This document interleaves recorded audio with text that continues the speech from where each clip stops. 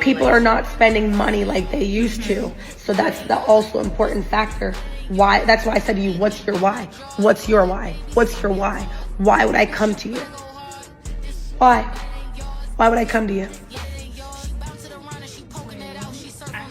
think the experience for the experience, really.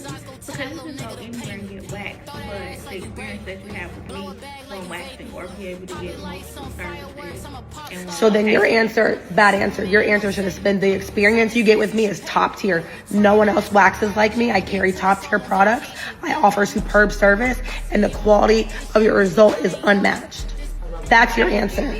Yeah. Listen, you can't. Well, we're gonna go over waxing in a minute, but we're just going over how to target our client a little better. What did you just say? Something like that. I'm gonna write it down. Girl, I stood up the top of the dome. I don't even know.